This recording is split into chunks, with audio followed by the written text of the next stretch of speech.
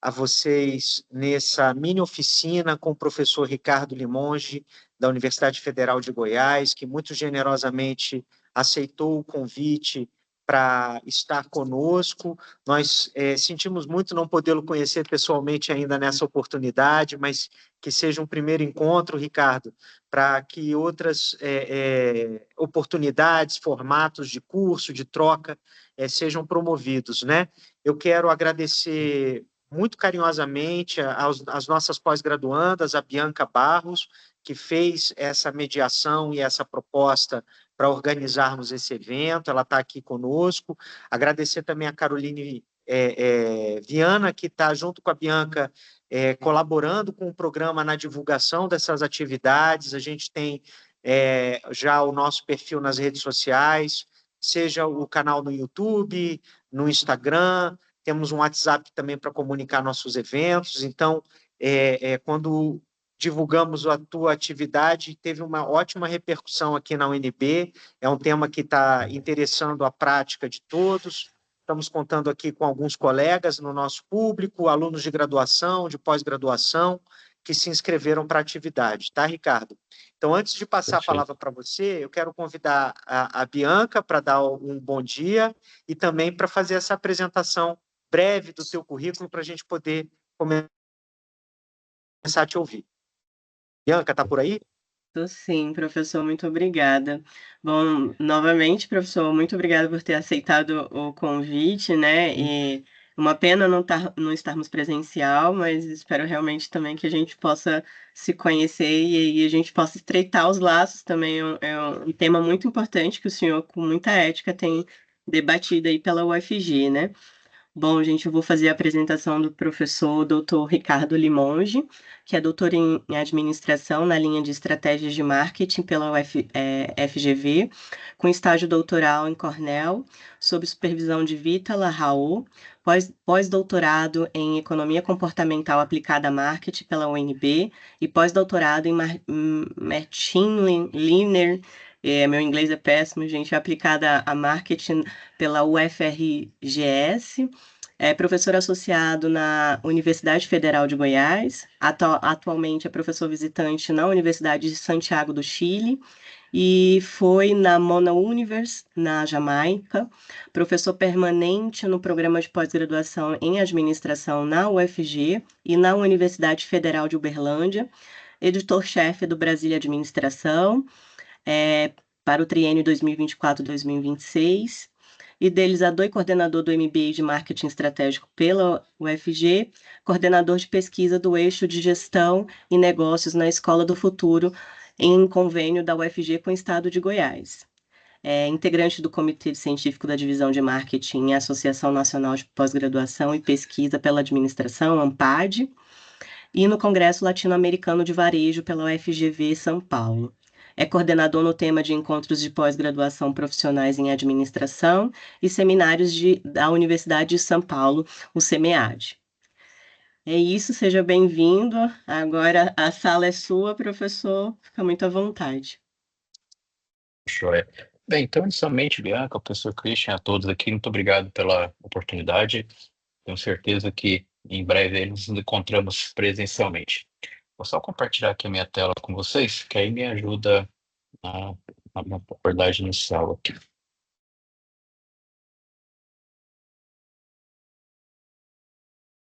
Beleza.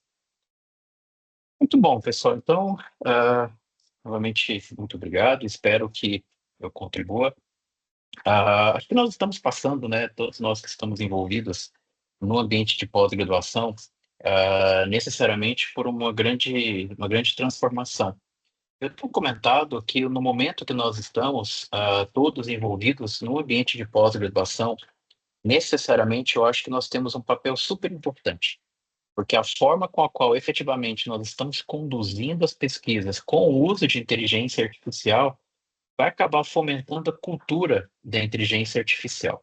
Claro que, infelizmente, nós estamos ouvindo bastante, lendo, né, bastante vários casos aí mostrando erros indevidos com a própria inteligência artificial, mas algo que eu vou tentar mostrar para vocês é que sim, a inteligência artificial pode acabar sendo um grande aliado para a pesquisa, não sei se vocês tiveram oportunidade de ler o documento que foi circulado na segunda-feira, da mudança que nós vamos ter nas avaliações dos programas de pós-graduação e também das revistas científicas. E isso vai dizer muito efetivamente de como que nós vamos começar a direcionar as nossas pesquisas.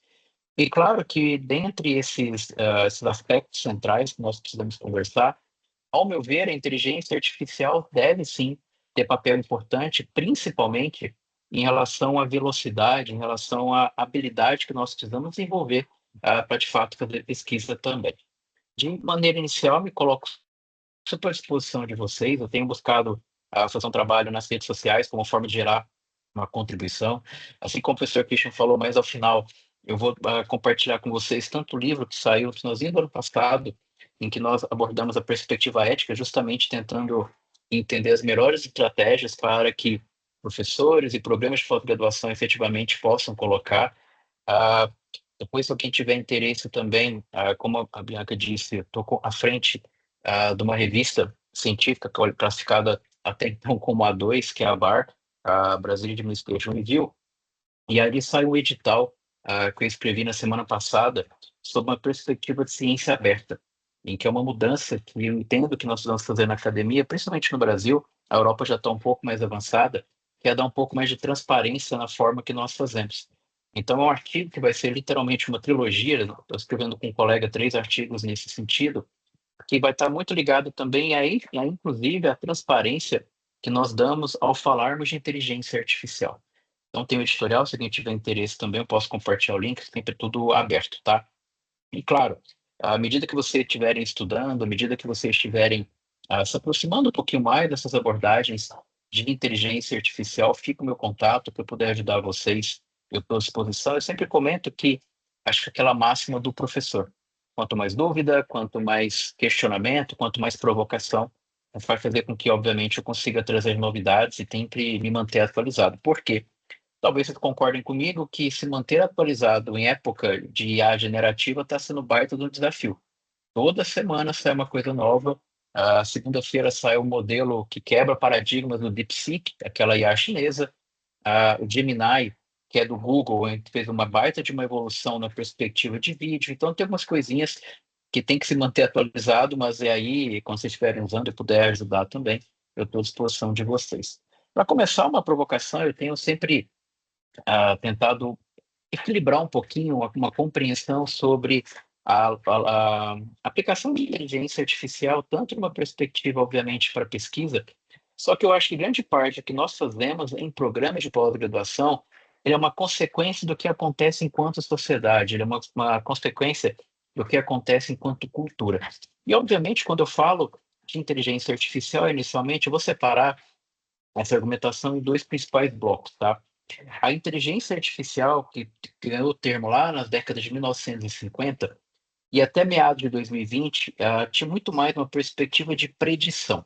Tinha muito mais uma perspectiva de você entender padrão de dados e depois você, obviamente, fazer, inclusive, uma previsão ou entender o que poderia vir a acontecer. Em novembro de 2022, quando o ChatGPT chega até os usuários finais, obviamente isso já era usado há muito tempo, você vai perceber que a grande diferença quando vocês começarem a ouvir inteligência artificial generativa, tentem lembrar que isso quer dizer criação de conteúdo, tá? A grande diferença da generativa para as outras é a criação de conteúdos. Tanto que uma discussão que está muito forte já nos Estados Unidos, que é a inteligência artificial geral, que é uma perspectiva de efetivamente tudo que a gente consegue fazer e amarrar uma série de consequências também já está vindo pela frente, a expectativa é que essa grande IA seja lançada também nos próximos anos. E aí, dentre essas perspectivas, a primeira é que nós temos um desafio. Como eu mencionei no início, o que está acontecendo atualmente em inteligência artificial, nós não temos nenhuma base histórica para comparar. O impacto que nós estamos tendo hoje de algoritmo é totalmente uma expectativa de desafio do que vai acontecer. Tudo bem que nós temos adoção de tecnologia, nós tivemos grandes mudanças tecnológicas, só que isso acaba tendo grandes provocações. Primeiro, o professor Toffler é conhecido como um futurista, e é interessante entender como que, de alguma forma, a literatura começa a encaminhar eventuais estratégias que nós vamos avançar com a IA. Primeiro, ele vai colocar que tem uma mudança social. E isso talvez já deve ter ficado bastante notório, principalmente a acessibilidade em que nós temos ali enquanto ferramenta. Só que, obviamente, essa questão social também, acho que é um ponto interessante. Eu tenho lido bastante coisa e me chama a atenção um ponto que nós podemos conversar, principalmente dentro da pós-graduação. Quando eu falo efetivamente sobre a inteligência artificial, nós temos que verificar efetivamente até que ponto ela se torna de fato inclusiva. Porque, veja, grande parte das principais interações que nós temos com a inteligência artificial, ela é por meio de prompt. Então, o que eu pergunto no meio de uma caixinha, a forma que eu pergunto textualmente, a máquina processa e isso acaba voltando para mim. Só que, por outro lado, grande parte, infelizmente, da população tem um analfabetismo funcional. Então, nós temos hoje um grande problema, de fato, para a inteligência artificial entrar em camadas de consumidores, por exemplo, que nós chamamos lá em marketing, vulneráveis.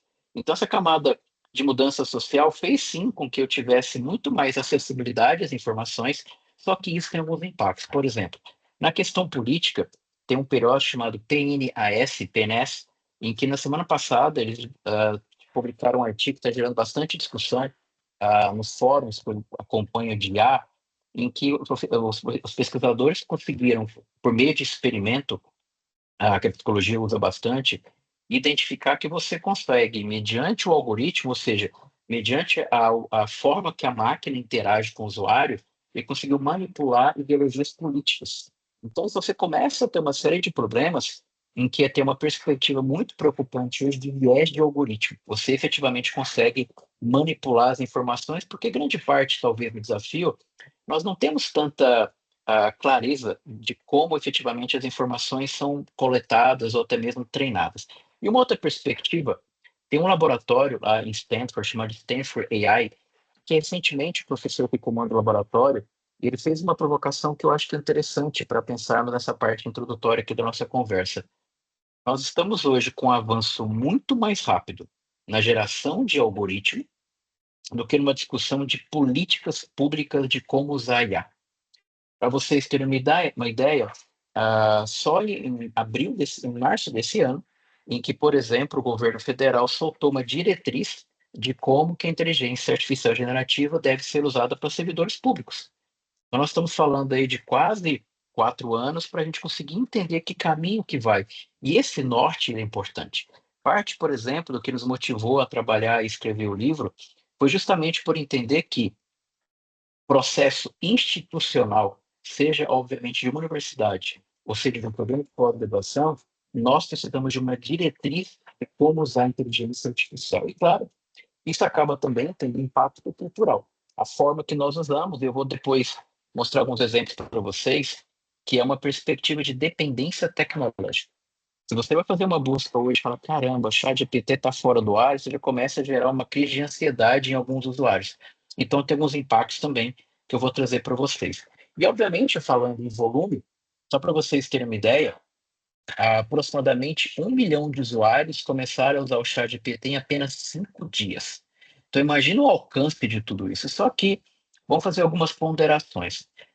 A última informação que eu consegui levantar, em fevereiro desse ano, para vocês terem uma ideia, está sendo mapeado que mensalmente 400 milhões de usuários estão no ChatGPT. Imagina o poder de informação que tem ali dentro. Para vocês terem uma ideia, algumas pesquisas como o The Marketer já estão apontando que principalmente a geração Z não faz mais busca usando o Google. A busca agora é por dentro do Search GPT, quando você tem aquela caixinha. Então você aperta aquele globo embaixo para você poder fazer também a própria interação. Por outro lado, isso vai mostrar também que eu estou cada vez mais colocando inteligência artificial ao longo do meu processo. Para vocês terem uma ideia, foi anunciado semana passada, a partir de algumas semanas, já está começando um teste em escala global, nós vamos poder fazer compra dentro do chat GPT. Vai ter como se fosse um carrinho de compras. E olha como isso é impactante. Pensando enquanto pesquisa, grande parte hoje da forma de eu conseguir entender um processo, temos de uma jornada, por exemplo, não acaba sendo não mais buscando aonde eu clico, aonde eu acessei. O grande desafio que se tem para as pesquisas de inteligência artificial é conseguir identificar as conversas, o prompt. Só que qual que é o problema? Toda a interação e todo o conhecimento de como que eu interajo com as plataformas de inteligência artificial estão ficando na mão dos desenvolvedores chamados Big Techs. Então, nós vamos ter um problema, enquanto pesquisa, de efetivamente ter acesso a como que essas pesquisas de fato estão sendo conduzidas. E aí é sempre uma provocação que eu gosto de fazer. Talvez aqui muitos já tenham usado o ChatGPT para fazer um projeto de pesquisa, para fazer a dissertação, para fazer uma tese, escrever o artigo. Particularmente, eu não vejo problema algum, tá? O que, na verdade, talvez seja um primeiro impacto é o nível de transparência que nós estamos colocando no documento de como a inteligência artificial está sendo usada. Por quê? A inteligência artificial, de alguma forma, pode parecer em que ela está resolvendo uma série de problemas. Vou dar um exemplo para vocês. Quando eu estava me preparando para me candidatar à editoria-chefe da revista, você tem que submeter lá na proposta, no plano, o que você quer fazer. Então, como forma de eu conseguir basear o que eu vou argumentar, eu acabei assistindo muito fórum de editores de diferentes áreas do conhecimento. E uma das coisas que me chamou a atenção ao assistir bastante é que grande parte dos periódicos que de fato puxam a ciência em diferentes áreas do conhecimento, a preocupação deles não é com a IA. A preocupação dos principais periódicos internacionais, novamente, diferentes áreas do conhecimento, é a contribuição da pesquisa. E qual que acaba sendo a minha preocupação ao longo desse argumento?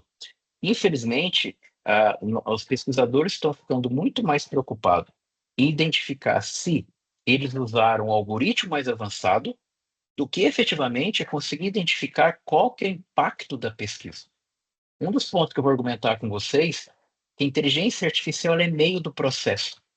A tecnologia é uma forma de eu chegar. Fazendo um paralelo, outro dia numa palestra sobre a aplicada em ensino, eu fiz o seguinte comentário.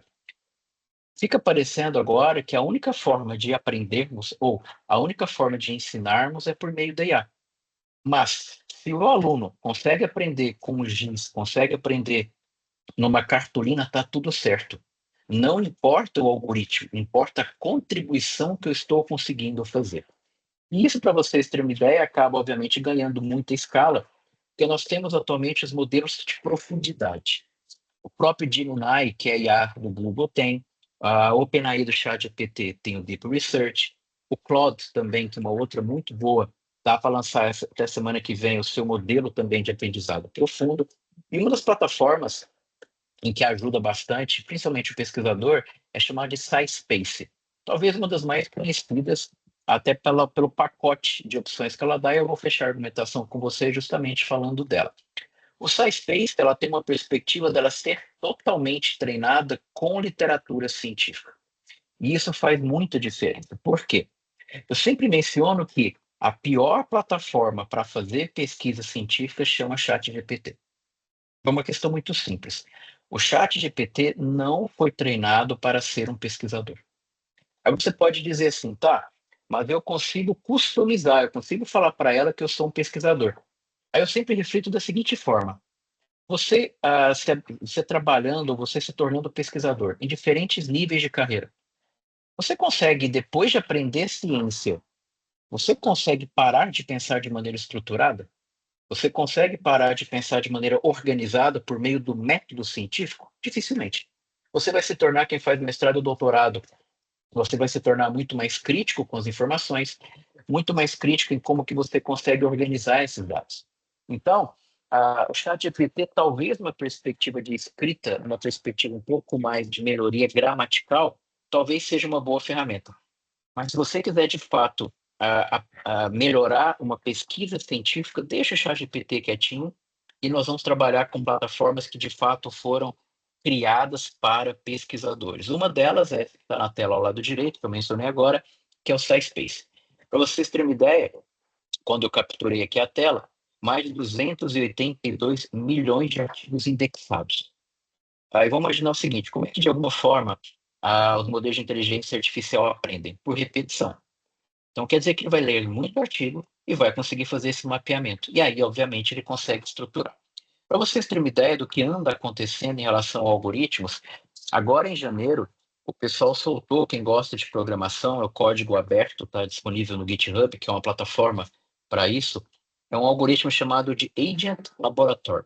Só fazendo um paralelo, em agosto do ano passado, o pessoal criou um chamado de AI Scientist, por exemplo, em que ali o pessoal conseguia fazer um artigo científico com apenas $15 e te entregava o artigo completo. E aí, quando eu vou discutir esse artigo, só para mostrar para vocês uma das últimas tendências, mas uma reflexão que, à medida que eu vejo e acompanho essa evolução de algoritmos em pesquisa, o meu ponto é que a inteligência artificial, obviamente, vai chegar, sim, ao ponto de conseguir fazer o desenvolvimento científico, principalmente pelo avanço da tecnologia, só que a minha reflexão é no seguinte caminho. Mas será que esse é o caminho que nós queremos para a ciência, em que a máquina gere o conhecimento? Porque, efetivamente, se isso acabar avançando, nós, enquanto pesquisadores, nós vamos perder utilidade no processo. Então, a discussão que eu tenho é não que a IA não vai conseguir fazer determinada característica, mas se é de fato o caminho que nós queremos para a ciência em que a IA produza conhecimento. Para vocês entenderem desse algoritmo, não vou entrar muito na parte técnica, mas só para vocês entenderem assim. Dentre as áreas de estudo que eu tenho dado prioridade nos últimos 2 anos, é trabalhar com uma perspectiva de inteligência híbrida. A inteligência híbrida é compreender o potencial da inteligência humana e a adição, soma e contribuição da inteligência artificial. A perspectiva não é, ao meu ver, uma discussão de uma arte-máquina contra, efetivamente, os pesquisadores de maneira geral.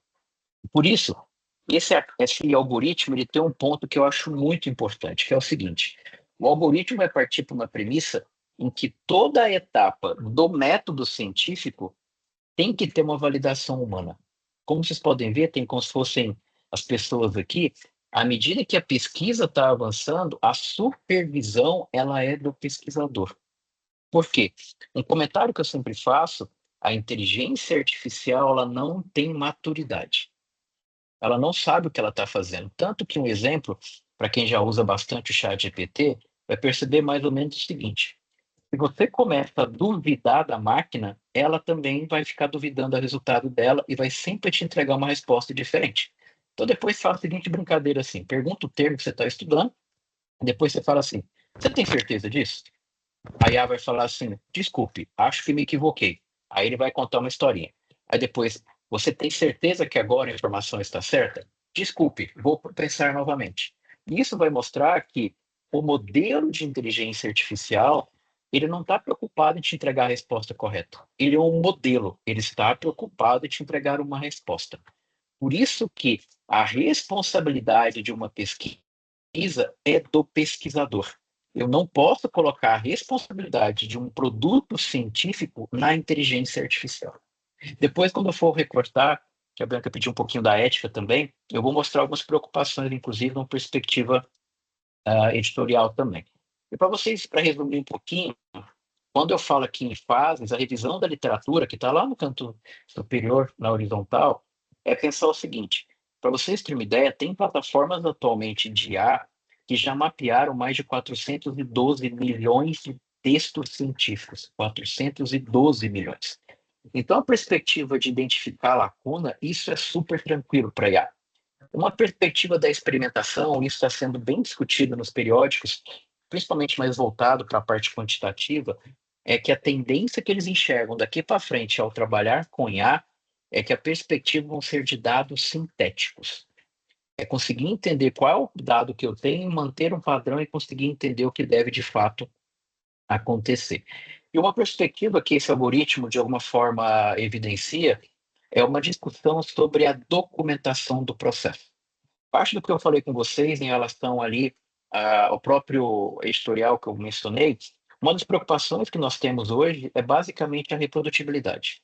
Aqui, né, principalmente da abordagem da psicologia, há uns 2 anos e meio atrás, tem um Journal of Customer Psychology, que ele é forte nessa fronteira com a parte do que eu estudo mais recentemente. Eles fizeram um levantamento que a cada 10 artigos que estão dessa fronteira de marketing, por exemplo, e psicologia, a cada 10 artigos, apenas 3 puderam ser replicados. Foi uma grande dificuldade de saber quais são os dados, como é que os dados foram tratados, como é que houve a manipulação, por exemplo, do experimento. Então, isso é um aspecto que, obviamente, eu preciso pensar e a documentação se torna fundamental. Agora, para dar um diagnóstico para vocês, afinal, o que será que andam dizendo da IA por aí? E, obviamente, acho que a melhor forma de conversar sobre isso é indo para a literatura.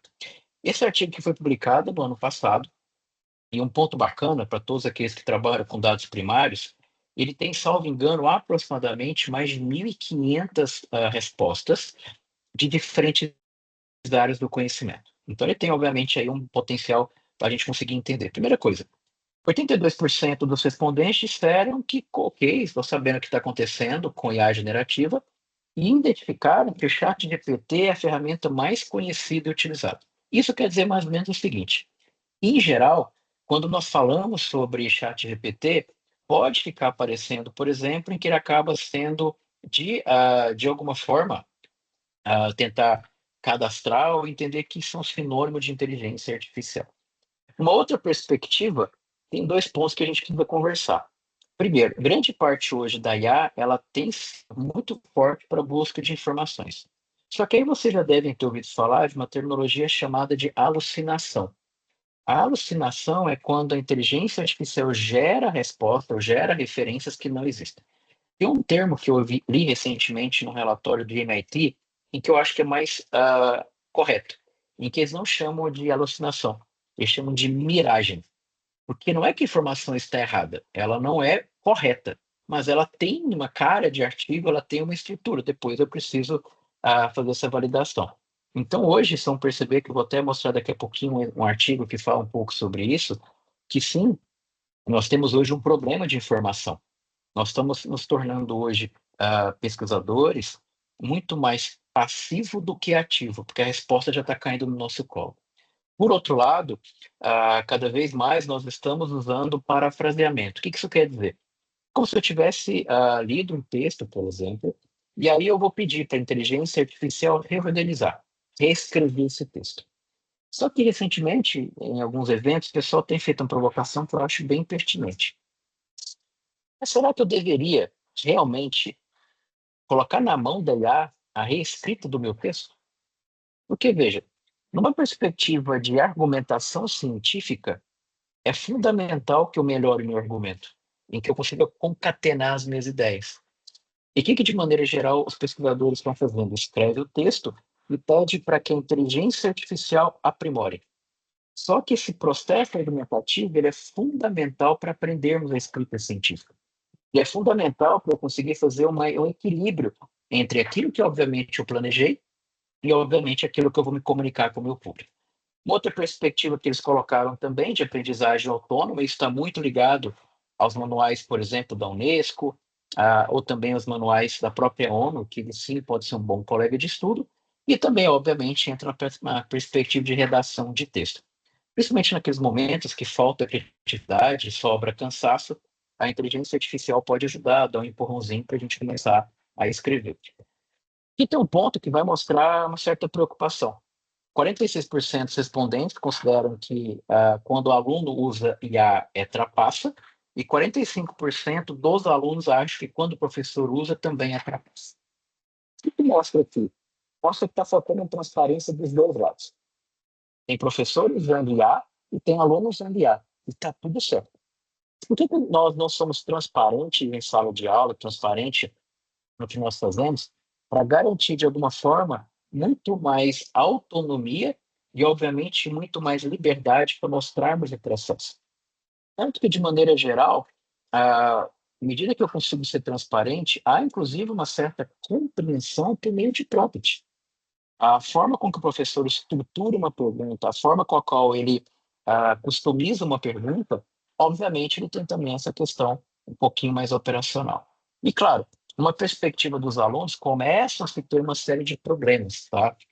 Lendo recentemente alguns artigos, principalmente da área de educação, alguns professores já estão recomendando, por exemplo, numa disciplina de metodologia científica, a recomendação é que a discussão das ferramentas de IA fique lá no final da disciplina, em que a parte central esteja muito mais concentrada em fazer o aluno aprender método científico, o processo científico. E aí você pode pensar mais ou menos o seguinte argumento. Se eu entendo o processo científico, eu não vou ser tão impactado, por exemplo, com a mudança de algoritmo. Porque se eu sei, por exemplo, método científico, eu sei o que eu vou precisar apresentar na minha introdução. E aí, quando eu for pedir para a IA me ajudar, como é que eu construo cada um dos blocos, eu sei repetir isso para a IA. Então, obviamente, isso acaba ficando mais fácil. Algumas preocupações que também o artigo apresenta. Primeiro, informação imprecisa. Grande discussão que se tem hoje na parte educacional de IA, nós não temos a mínima ideia de como que essas informações foram treinadas. Tanto que uma discussão muito forte hoje é uma preocupação educacional, e a IA virou uma fonte de referência de dúvidas. Até então era o livro, você sabia que tinha uma certa curadoria. Só que hoje, por mais que exista a discussão, inclusive, a perspectiva de projeto de lei no Brasil, nós não sabemos como é que as informações são validadas, quais as reais fontes daquele processo. E outra, como eu mencionei com vocês, e na parte do professor Toffer, quando ele fala do impacto político, nós também podemos fazer vieses nesse sentido. Uma outra perspectiva, que é o plágio, e aí eu já vou deixar uma informação para vocês que me perguntam, que é importante, é assim, ó, a inteligência artificial não gera plágio. A IA não gera plágio. Uma questão simples. O plágio é uma característica humana. Nós copiamos de algum lugar. Nós pegamos, nos apropriamos daquele conhecimento. Na perspectiva tecnológica, não. Uma perspectiva tecnológica, o plágio entra muito mais de você conseguir pegar um conhecimento, a partir da sua pergunta, eu vou buscar esse conhecimento e escrever uma perspectiva de probabilidade. Se eu penso que plágio, obviamente, existem dimensões diferentes, seria uma perspectiva de similaridade, e não tem como a IA fazer. Então, acaba tendo muita coisa que eu tenho acompanhado na internet, eu escrevo de maneira humanizada, evite plágio, a IA não vai fazer isso, tá?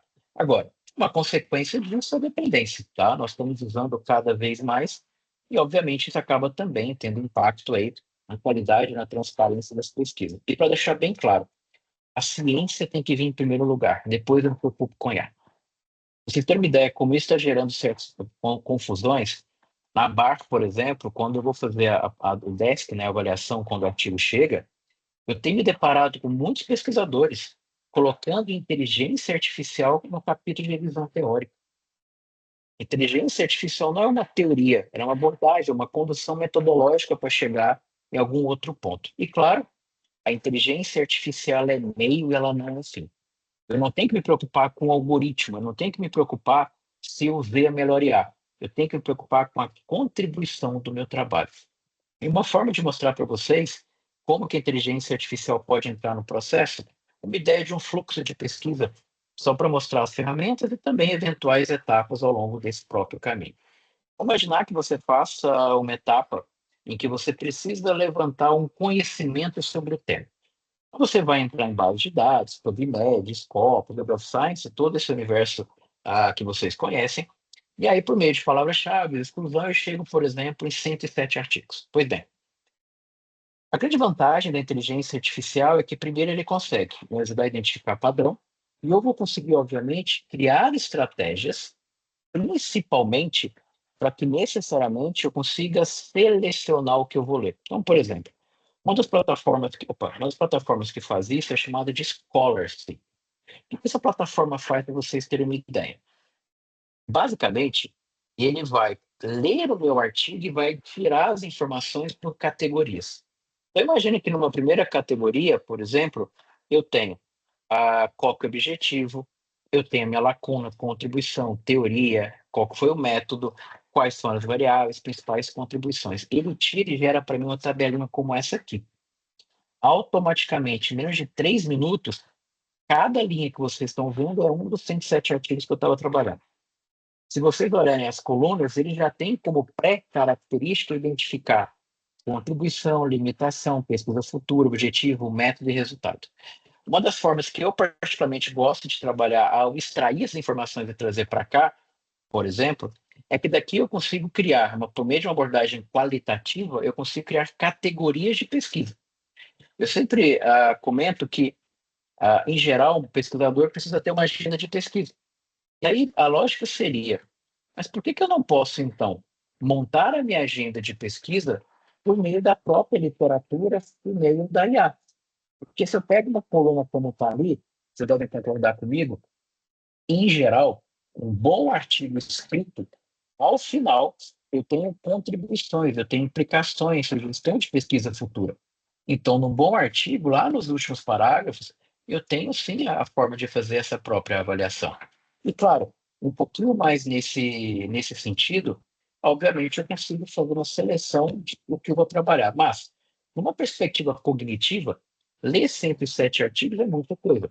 E será que vale a pena ler 107 artigos? Pois bem, tem uma plataforma chamada de Litmap, em que nessa plataforma ela vai conseguir, por meio de um algoritmo de cluster de proximidade, ele vai pegar as referências dos artigos. Então, imagine o seguinte, é como se eu pegasse artigo 1 e eu pegasse o artigo 2.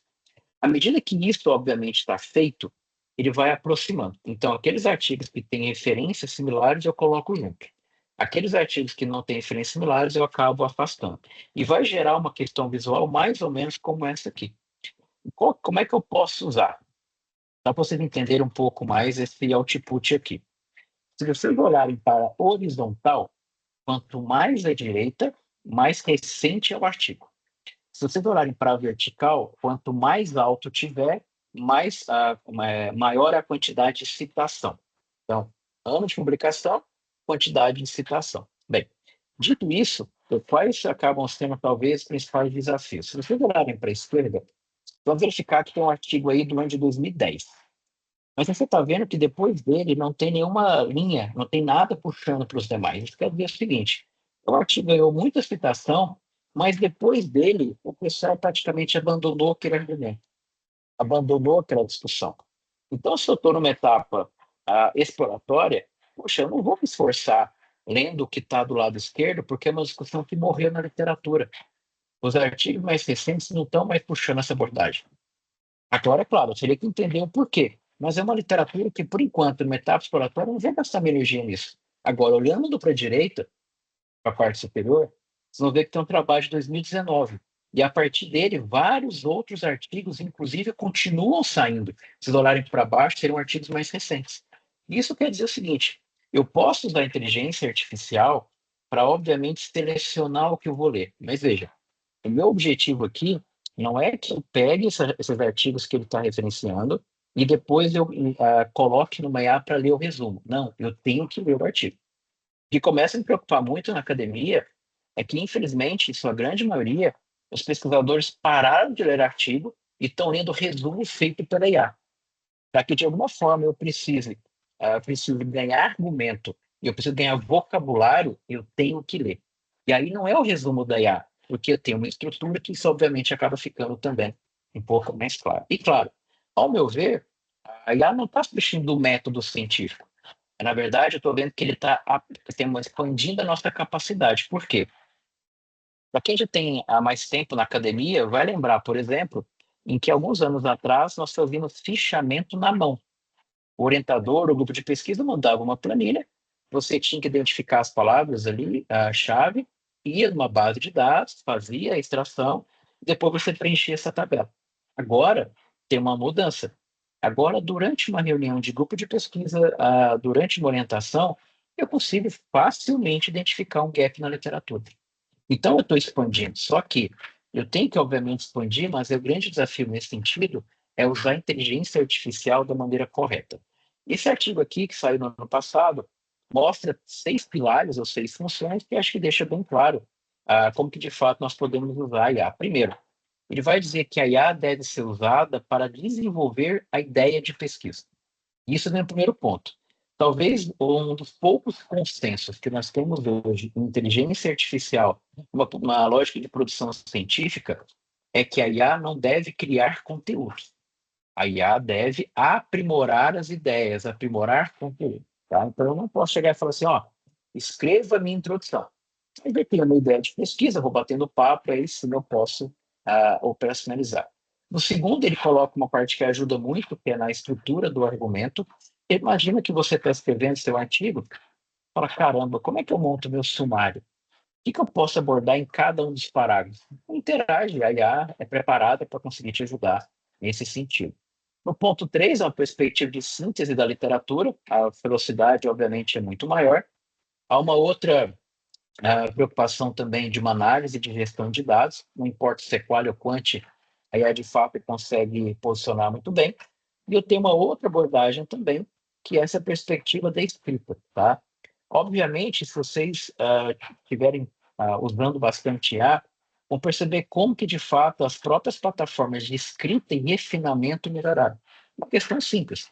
Quanto mais pessoas estão usando, obviamente, mais o algoritmo acaba avançando também. E, por fim, então, a característica número 6 ali, ele fala que é a questão de comunicação.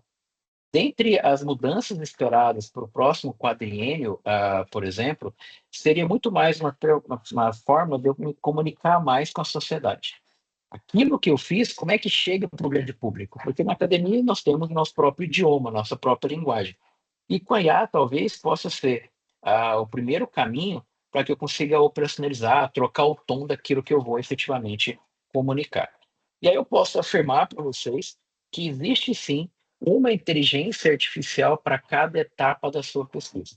Por exemplo, aqui eu trago para vocês algumas que eu tentei quebrar numa perspectiva que nós chamamos de agente, tá? Obviamente, aqui não tem todas, tem as que eu particularmente mais uso, por quê? Antes de recomendar e começar a trabalhar com IA, eu preciso sanar algumas curiosidades. Enquanto eu não entendo o algoritmo, enquanto eu não entendo o funcionamento, eu não uso a plataforma. Por quê? Porque se eu usar a plataforma, eu vou, por transparência, contar para o meu revisor. Então, se eu não entendi o algoritmo, eu não posso falar que eu usei. Eu tenho que entender o que está fazendo com as informações. E aí eu quebrei aqui para facilitar, basicamente em três. Primeiro, seria então uma pesquisa da literatura, a própria Scholars que eu mostrei. Hoje, o melhor algoritmo que nós temos é chamado de Elicit, que é uma lógica de extração de texto. E a outra plataforma que eu sugiro aqui nesse contexto é chamada Scite. Ele é conhecido como ChatGPT de pesquisador. Para vocês terem uma ideia, eles já mapearam aí aproximadamente 1,4 bilhões de frases. Então, quando você estiver fazendo seu trabalho e de repente está faltando para você ali uma referência, e você coloca o trecho que você quer e já traz a referência também. Uma outra perspectiva, mapa de conhecimento, eu mostrei ali o próprio Litmaps, e depois eu tenho uma perspectiva de escrita.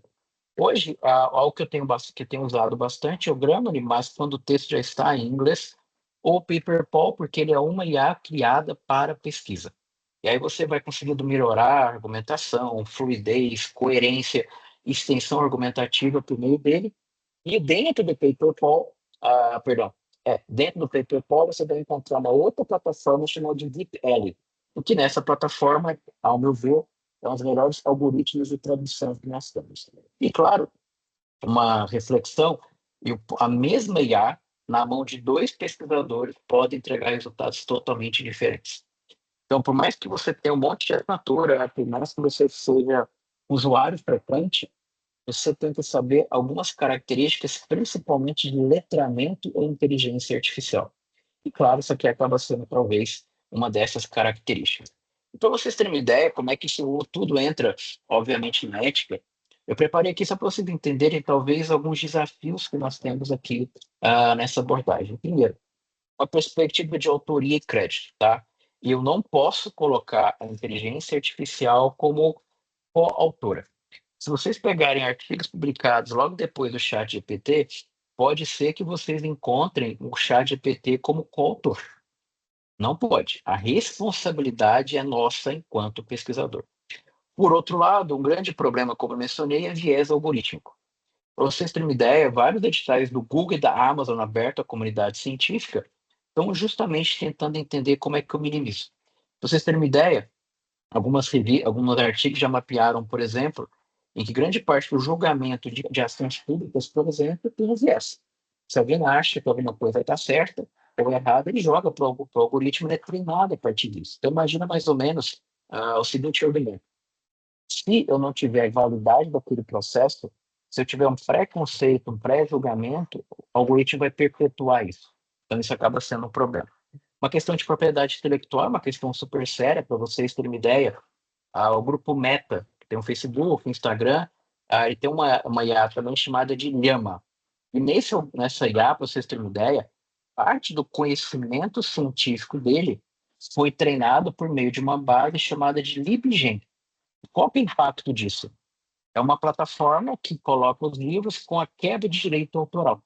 Então, eu tenho uma IA do tamanho do grupo da Meta, em que está treinando os seus dados, quebrando a intelectualidade, quebrando a lógica de direitos autorais.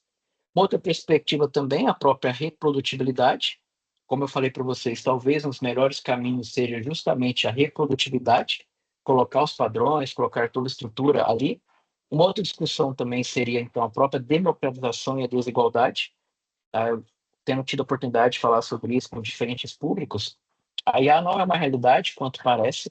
Se nós formos para campos mais distantes das capitais, por exemplo, ou a acessibilidade. Nem todo mundo tem acesso à tecnologia e obviamente, uma conexão de qualidade para desenvolver todo esse processo. Por outro lado, como eu mencionei, também tem a própria integridade. Um exemplo disso, para vocês terem uma ideia, isso aqui é um exemplo que saiu no finalzinho de 2023, mas acho que é sempre legal mostrar o problema que o pessoal anda fazendo por aí, e um comentário que eu sempre faço. A culpa do que anda acontecendo na ciência não é da inteligência artificial. Culpa do pesquisador. Eu sempre comento que, se você quiser fazer certo ou errado, você faça com e sem tecnologia. E esse que está em vermelho aqui na tela, o retratado, ele não foi feito por mim. Se teu artigo for retratado por alguma quebra ética, vai ficar público desse jeito, o teu nome e retratado ali. Esse é um comentário que eu tenho sempre feito. Infelizmente, a academia tem maus hábitos. Um dele é você colocar nome de pessoas que não fizeram nada do artigo, viram seus coautores ali. Agora, imagina você entrar num artigo em que você não conhece o processo de coleta, o processo de escrita, e você até mesmo não fez uma leitura cuidadosa do material.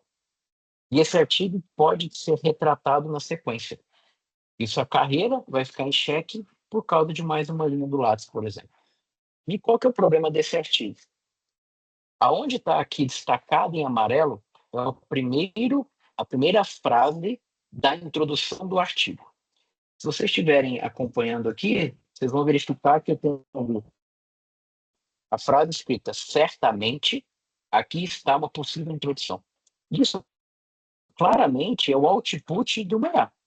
Talvez o prompt tenha sido: escreva a introdução para o meu trabalho do tópico blá, blá, blá, blá, blá. Ou seja, o autor literalmente vai até uma IA, pede para criar o que não pode, que a criação é nossa, é do ser humano, é do pesquisador, e depois ele não se dá nem ao trabalho de editar o texto. Então aqui você tem realmente um grande problema. Obviamente, dentro de tudo isso, o que me preocupou quando eu recebi, aí acompanhei isso aqui, é um outro aspecto.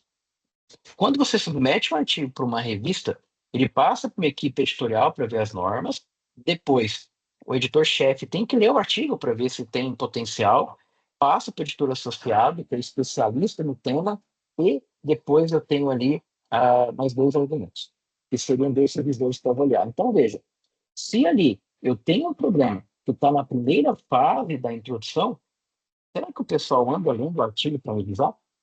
Alguns estudos apontam, para vocês terem uma ideia, em que grande parte da preocupação que nós temos em congressos científicos, por exemplo, é que a escrita está sendo com IA e a revisão com IA. Poxa, mas se as coisas forem desse jeito, então eu vou parar e vou deixar, por exemplo, a inteligência artificial fazer a concessão do conhecimento. E aí tem uma preocupação também que me chamou a atenção. Isso é uma reportagem que saiu da Nature agora, em 2025. Se vocês olharem para a barra na vertical, a maior, vão perceber que está tendo aumento, então, de artigos retratados. Ao ver o gráfico, a sensação que eu tive, falei, poxa, tá vendo? Como ele está em 23, quer dizer que depois que veio o chat GPT, começou a efetivamente ter muito problema de retratação. Só que ler a reportagem me abriu a seguinte reflexão. Se esses artigos de 2023 sendo retratados, não tem como ter sido ainda grande parte deles pelo chat GPT. Porque, primeiro, artigos submetidos em 22 talvez saiam durante 23 a 24.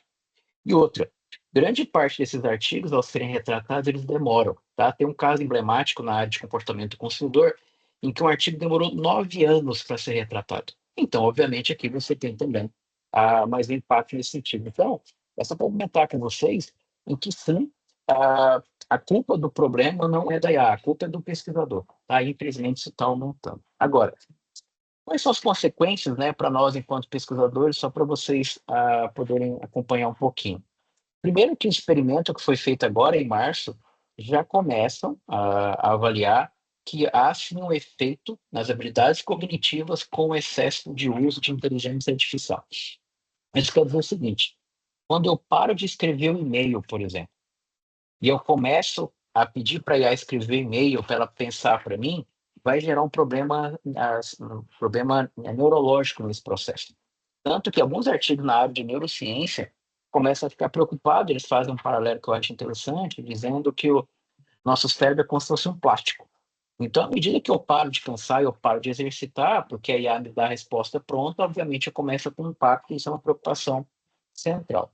Um outro aspecto, para vocês entenderem um pouco, uma visão um pouco geral, como é que o pessoal fala que a IA está avançando? Vamos fazer um contexto aqui. A inteligência artificial tem talvez como conceito em que o objetivo é que a inteligência artificial se assemelhe, ou seja, igual à inteligência humana. Pois bem, como é que basicamente os modelos estão mostrando melhor performance, melhor desenvolvimento? De maneira simples seria colocar o humano para fazer uma prova do ENAD, por exemplo, e depois eu pego a máquina e faço. Aí eu vou comparar o resultado do humano com o resultado da máquina. E verifico, poxa, ó, a máquina está acertando tanto quanto o ser humano. Só que essa reportagem que está aqui na tela me abriu uma reflexão diferente. Entendi o seguinte, ó, será que a máquina vai tomar a decisão nos mesmos contextos que o ser humano? Porque muitas vezes eu posso estar preparado para escrever alguma coisa, preparada para uma prova, só que questões emocionais, estou com um problema de saúde, problema da minha família, doente de relacionamento, meu desempenho é menor.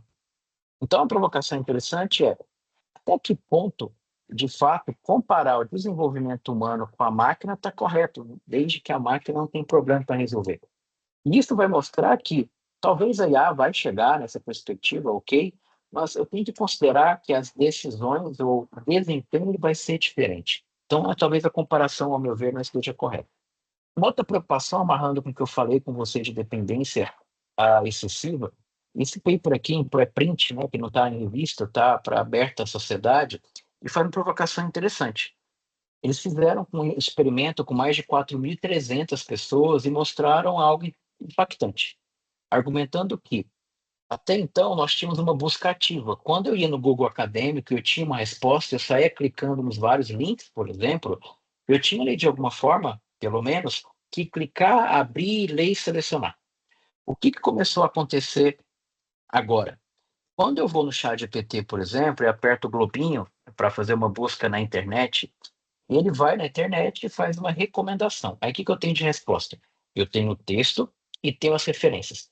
Só que uma provocação seria, o quanto que nós, enquanto pesquisadores, quando temos a resposta gerada pela IA, eu vou clicar naquele botãozinho da página que ele me indicou, vou ler o conteúdo e vou efetivamente garantir se aquilo aconteceu ou não. Então, eu estou muito mais passivo do conhecimento que eu recebo e não estou lendo, não estou de fato ali fazendo também a minha própria investigação. Então, isso acaba também sendo um grande problema. E dentre as soluções, há uma perspectiva, então, de letramento em IA, e aí, para vocês entenderem, talvez parte do fluxo que nós temos na literatura, primeiro, é uma colaboração homem-máquina, eu tenho que saber a interação, e uma preocupação que eu confesso a vocês que eu tenho tido, infelizmente está fácil, está acessível você jogar ou comprar manual de prompt acadêmico. Use este prompt aqui e você vai conseguir resolver os seus problemas. Veja só, na literatura, nós temos hoje aproximadamente mais de 12 tipos de prompt. E, se eu sou pesquisador, por que eu vou pegar uma coisa pronta e não vou aprimorar, não vou criar no meu contexto? Então, eu tenho que saber disso. Outra perspectiva é contextual. A IA consegue achar resultado ou artigos com muito mais facilidade. Uma outra perspectiva é a ética. Por questões óbvias, eu tenho a transparência. Eu tenho uma outra perspectiva também, que é o letramento digital. E alguns estudos começaram a apontar, isso aconteceu inclusive comigo, de alunos hoje que têm dificuldade em usar computador. Eu dou aula de estatística, às vezes eu trabalho também com programação. E o que me chama bastante a atenção, só para vocês terem uma ideia? por tempo excessivo em smartphone, quando o aluno senta hoje no computador, ele não sabe criar um sumário, ele não sabe criar uma pasta no computador. Isso é letramento digital. Então, eu tenho que verificar que, para de fato eu conseguir usar muito bem a inteligência artificial, eu tenho outras contribuições. Por outro lado, eu tenho habilidades práticas e também, obviamente, a questão técnica. A ideia do letramento digital não é, de forma nenhuma, criarmos um monte de gente especialista em tudo isso. Não. É muito mais uma transparência em relação ao conhecimento. Por isso que reuniões de grupo de pesquisa, institucionais, ou numa recepção de calouros, por exemplo, ao meu ver, é fundamental que nós tenhamos uma discussão de IA. Nesse sentido, compartilhando aqui com vocês, finalzinho do ano passado, nós lançamos esse livro, é um e-book, está aberto, gratuito. Qual que foi a nossa motivação? O quanto que, efetivamente, nós temos hoje materiais para discutirmos a criação de uma cultura de IA em programas de pós-graduação ou instituições para o contexto brasileiro. Infelizmente, a grande parte que nós temos está baseado ou nos Estados Unidos ou na Europa. E uma das provocações que nós tivemos durante as leituras iniciais é, poxa, mas grande parte do que realmente nós temos, a nossa cultura é diferente. A forma que nós pesquisamos, na formação, a característica das aulas, isso acaba sendo diferente. Então, o livro tem essa perspectiva. Basicamente, nós já colocamos ali, dentre as discussões centrais, o que de alguma forma é recomendável ou não, até fazendo um levantamento das editoras. Depois, nós colocamos também mais uma característica mostrando no processo científico como é que a IA deveria ser usada de maneira correta. E, claro, que é uma provocação final do livro, isso é uma forma que eu corroboro muito. Se eu quiser, de fato, ter uma cultura de IA, eu tenho que envolver três agentes: aluno, professores e gestores. Gestores, coordenadores de curso, coordenadores de pós-graduação, eles devem se envolver com essa realidade, tá? E aí também, como forma de contribuir, se vocês jogarem meu nome lá no YouTube, vocês vão encontrar, tem 5 aulas que eu gravei no finalzinho do ano passado, aberta e totalmente gratuita, em que eu apresento grande parte, inclusive, dos slides que eu mostrei para vocês, e eu falo várias ferramentas que podem se tornar útil para vocês no dia a dia. Uma das formas que eu acabei montando o curso, que me ajudou, foi a seguinte prerrogativa. Eu, por exemplo, para estudar tecnologia, eu não consigo ficar vendo, eu tenho que replicar, eu tenho que ficar fazendo. Então, ali, dentre as aulas, eu montei ali vários roteiros. Então, tem a ferramenta, tem aonde clicar, o que fazer e aonde ir. E isso, obviamente, acaba sendo mais fácil quando vocês levarem para a realidade de vocês, tá? Então, fica aberto, acessível aí. Caso vocês façam, tem alguma dúvida, estou à disposição.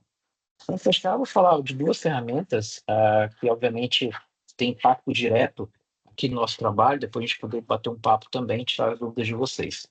O Notebook LM é uma plataforma que tem ganhado muito, muito espaço, principalmente porque acaba sendo talvez uma das únicas ferramentas atualmente em pesquisa e inteligência artificial em que ela conversa com diferentes formatos de arquivo.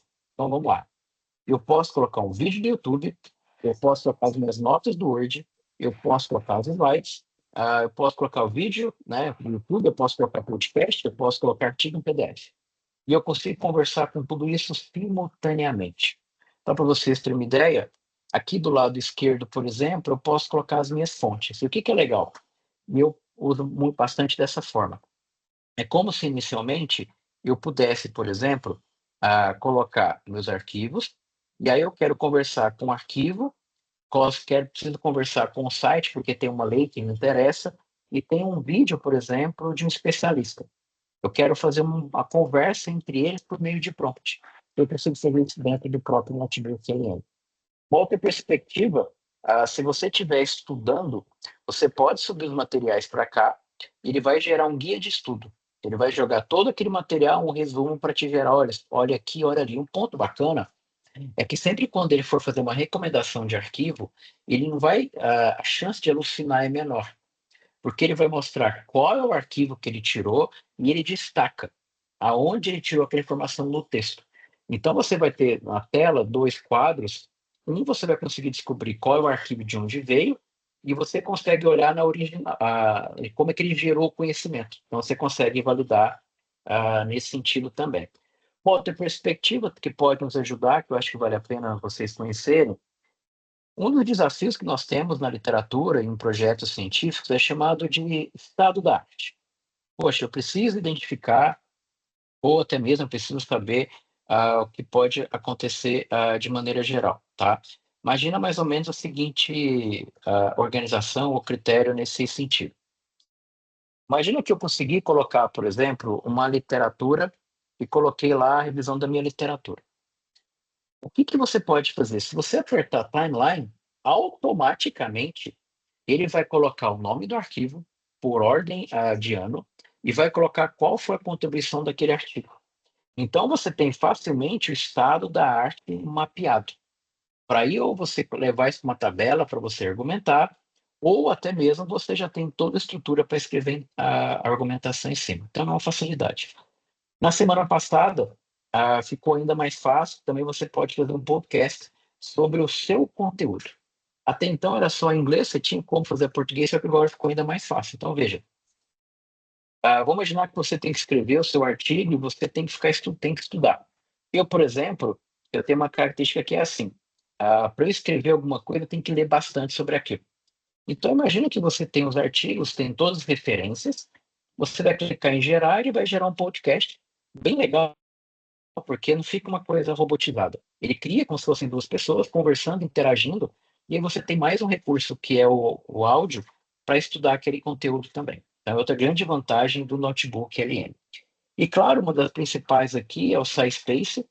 Por ser uma startup, vocês vão perceber que necessariamente ali você tem muita facilidade em conseguir operacionalizar, ele está tendo também ali muito recurso, tá? E aí uma outra perspectiva também que você pode acabar fazendo de maneira geral, só para a título de curiosidade, é pensar mais ou menos no seguinte: quando eu vou trabalhar então com as pesquisas, se eu colocar aqui em cima palavra-chave ou o que eu quero explorar, vocês vão perceber que na parte inferior automaticamente ele gera o seu problema de pesquisa. Por que que ele faz isso? Lembra que eu falei que a inteligência artificial mapeou a área? Então, quando eu tenho, nesse caso, palavras-chave, ele mapeia a literatura que ele indexou, mais nesse caso, um pouco mais de 220 milhões. Depois, outra coisa que ele vai começar a fazer, ele vai, a partir de todo esse mapeamento, ele vai lá no que ele identificou, vai pegar lacunas, contribuições, e depois, obviamente, vai fazer toda a estrutura. Então, você tem palavra-chave, você gera o problema de pesquisa e quando você clica, você já vai ter todo o fichamento pronto. Então, você, além de saber o problema de pesquisa, sabe a literatura que originou você ter essa informação. Então, você vai ter ali os artigos, você vai ter ali quais são os insights, e na coluna da direita, você, inclusive, pode criar novas colunas. Eu quero saber desses artigos que ele mapeou para mim e posso pedir para ele ampliar. Eu quero saber, por exemplo, quais as conclusões, implicações, variáveis, método, abordagem metodológica, né, ou unidade de análise, tudo isso feito automaticamente. Isso ajuda bastante, porque, obviamente, você pode, inclusive, fazer uma tabelinha aqui para fazer argumentação teórica ou metodológica e levar para o seu artigo também, tá? Então, aqui são duas plataformas, eu acho que vale a pena vocês ampliarem a caixinha de ferramenta, vai colocando. Eu tenho sempre comentado assim, ó, que nós, enquanto pesquisadores, ao meu ver, nós não devemos ter uma IA de estimação. Coloque, abre, explore a maior quantidade possível, depois fica mais fácil de você adaptar para a sua realidade, tá? Bem, fico por aqui. Muito obrigado, então, Bianca, professor Cristian, pela oportunidade. Agora eu fico à disposição para a gente poder bater um papo.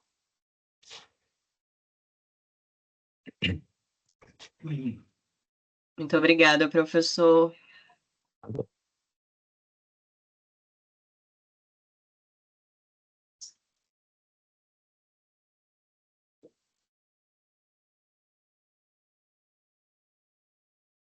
Acho que o professor Christian teve algum probleminha aqui na rede.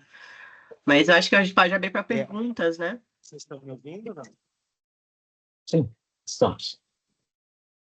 Sim. Não, eu estou com um problema mesmo. Eu tive um problema de rede aqui e aí tive que ficar alternando entre os dispositivos Mas te agradeço imensamente pela tua apresentação hoje, Ricardo. Foi um privilégio escutá-lo, aprendê-lo com tudo que você tem também aprendido sobre esse tema. A gente tem um tempinho aqui, talvez, para umas perguntas e respostas, né? E eu queria começar, talvez, com duas balizas assim para nossa discussão de caráter ético, né?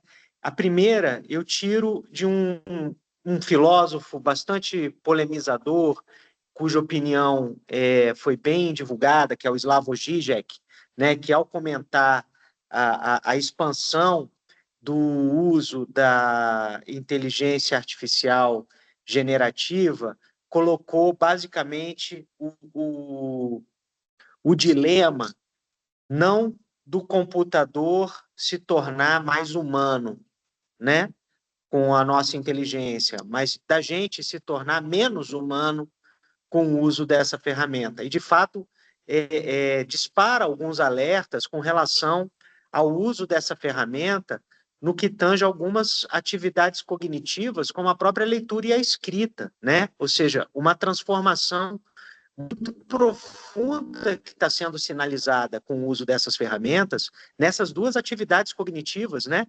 E que a gente já vivenciou com relação à matemática, né? Então, assim, a gente teve e observa, se a gente fala em analfabetismo funcional, talvez fosse muito mais alarmante criar um indicador para o analfabetismo matemático, né? Ou seja, há uma dificuldade cada vez mais crescente das pessoas dialogarem com o pensamento matemático, né? E muito em função do uso das tecnologias. Um outro horizonte ético que também é inevitável de perguntar é o impacto ambiental, né, do uso da inteligência artificial em relação às ferramentas de busca anteriores, né? Então já há informações cada vez mais melhor embasadas sobre o impacto ambiental, né, para o resfriamento dos servidores, né, a própria corrida dos supercondutores entre as potências mundiais nesse sentido. Enfim, isso também coloca uma questão ética bastante séria, né? Assim como se a gente, a exemplo do automóvel no passado, não tivesse vislumbrado, né, a preocupação ética que essa tecnologia nos proporcionaria. Tem um autor californiano muito interessante que escreveu sobre o uso de álcool e a direção, né? E ele começa as palestras dele colocando um debate ético de maneira bastante figurativa, fazendo alusão ao carro sem dizer que é o carro, né? Mas falando de uma tecnologia que nos permitiria chegar mais rápido aonde a gente gostaria de ir, com liberdade, com autonomia, mas isso geraria um problema, né? Se a pergunta fosse colocada assim, o problema seria que, para a gente ter o direito de usar essa tecnologia, a gente teria que concordar, e aí ele dava o número estatístico de acidentes fatais de trânsito causados pelo uso de álcool, né? Que o uso dessa tecnologia proporcionaria. E quando as pessoas eram confrontadas com essa pergunta retórica, as pessoas respondiam em massa que nunca fariam essa opção, né, de utilizar uma tecnologia que causaria tantas mortes aleatórias na sociedade da maneira como estava sendo feita. E qual que era a revelação no final, né, no melhor estilo I See Dead People, né, do filme do Shyamalan, era, olha, essa tecnologia é o carro, né, que a gente usa até hoje e que causa esse número alarmante de acidentes fatais no trânsito e que, se as pessoas tivessem talvez a oportunidade de escolher, abrissem mão de usar essa tecnologia, né? Então eu coloco esses dois horizontes aí éticos para o nosso debate, para a nossa discussão e também para ter dado tempo para o público preparar suas perguntas para você. Então eu vou controlar aqui as inscrições, tá? O professor Rafael já levantou a mão. Bem, então, obrigado pela provocação, professor. Eu acho que tem, assim, excelentes pontos, né, que você traz. Primeiro, assim, tem uma imagem que roda bastante, em que o pessoal tinha uma preocupação quando surgiu a calculadora que iria atrapalhar toda a perspectiva do aprendizagem matemática, depois acabou verificando que ele tem ali uma forma de contribuir. Só que aí tinha uma curva de aprendizado de como ensinar por meio de um instrumento tecnológico.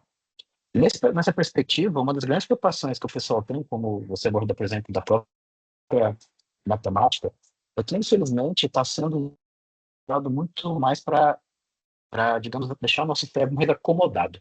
E não adianta, sabe, pessoal? É uma preocupação que tem. O pessoal está vendo uma inteligência artificial dando um atalho para fazer pesquisa científica. E não pode ser. Não adianta. Uma boa pesquisa tem que ter dedicação, tem que ter leitura e tem que ter amadurecimento. Por quê? Do finalzinho de 23 para 24, e depois não consegui mais achar uma informação, saiu na época da Nature, em que anualmente eram indexados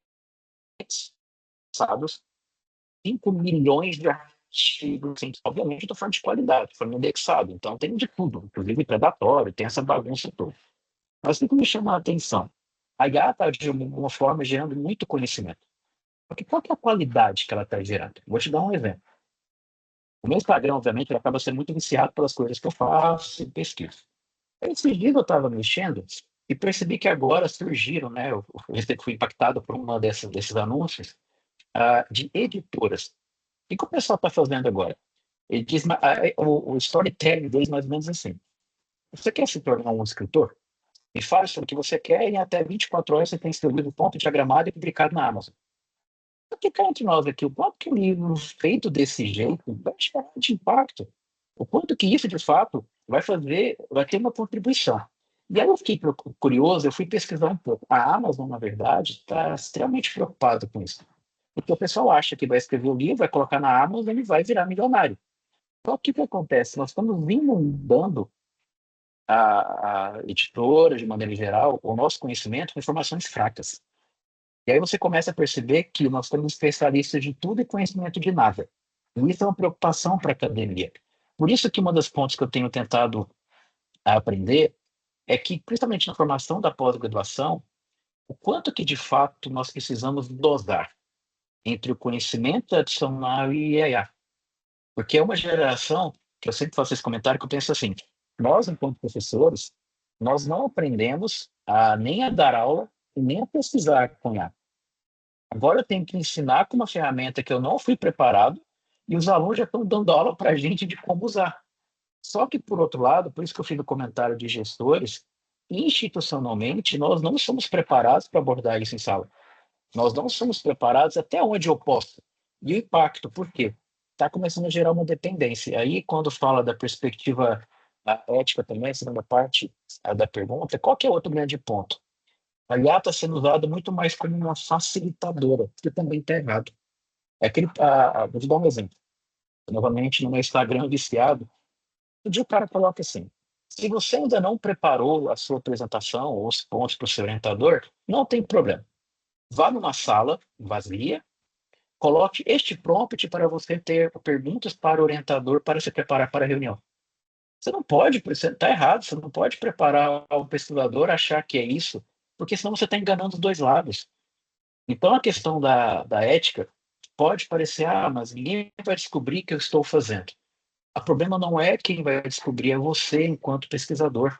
Quais são os valores que você está colocando na sua pesquisa? Por quê?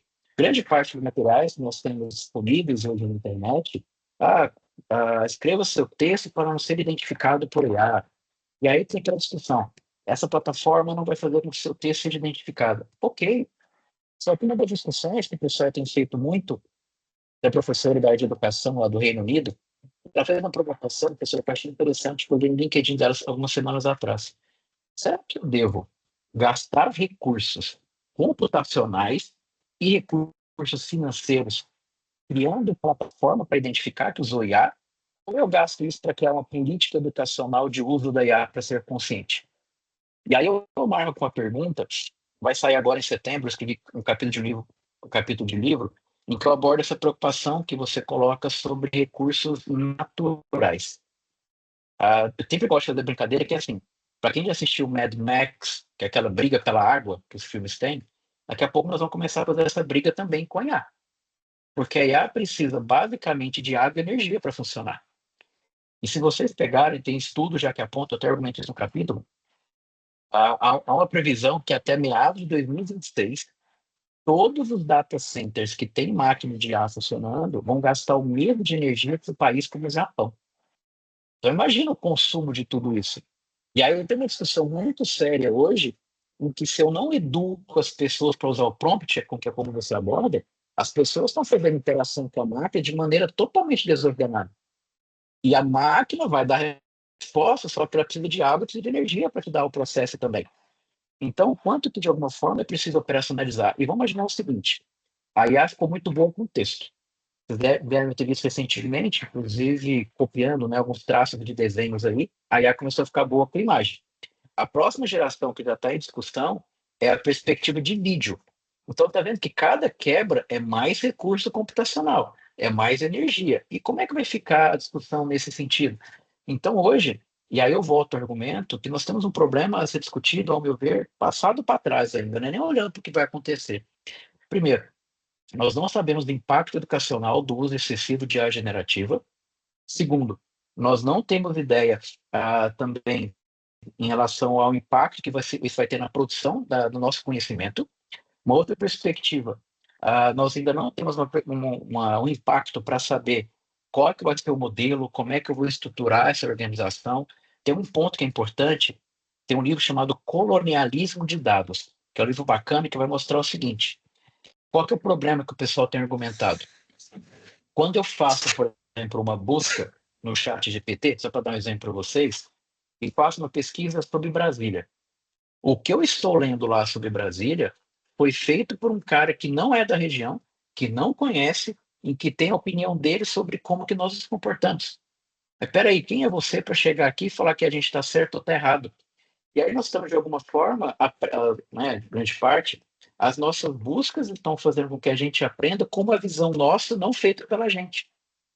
Poxa, mas e aí eu vou perder meu regionalismo, vou perder também minha questão cultural. E essa perspectiva também, que tem que ser discutida, novos data centers, novas IAs, de alguma forma a discussão pode criar, depois eu corro atrás de matéria-prima, depois eu cresço com mão de obra, mas isso vai ter impacto. O problema é que aí tem uma provocação de algumas pessoas que eu acompanho, que estão lá na ONU, eles falam assim: qual que seria o ideal? Apertar o pause em A generativa, peraí, deixa eu entender o que está acontecendo, deixa eu... Só que isso não vai acontecer nunca, porque tem um negocinho que está rodando por trás, que é o dinheiro, que as empresas vão falar: não, eu vou parar de lançar o meu modelo? De forma nenhuma, está dando dinheiro para caramba. Só que a minha grande preocupação é justamente a geração que está hoje, falando de pós-graduação, o que vai acontecer? O quanto que eles aprenderam? Tem estudo mostrando que há uma diferença, até para fazer um paralelo, entre eu ficar escrevendo no computador e eu escrever com a mão, já tem uma mudança de aprendizado cognitivo, né, de lembrança. E outro aprendizado é que eu estou evitando de ler artigo e lendo o resumo. E aí, qual que é o impacto cognitivo? E isso, não sei, né, professor, talvez você esteja passando por isso em banca. Às vezes você faz pergunta para o pessoal em banca, os alunos, eles não conseguem argumentar. Eu, cara, mas você não escreveu o texto, me conta, como é que você escreveu? Como é que você concatenou a ideia? Fica parecendo que aquilo surgiu. E aí, como é que o pesquisador vai conseguir criar uma estrutura de argumentação? Então, acho que tem pontos aí para a gente poder refletir. Eu acho que eu consegui deixar claro. É muito mais dúvida do que vai acontecer do que realmente soluções aí.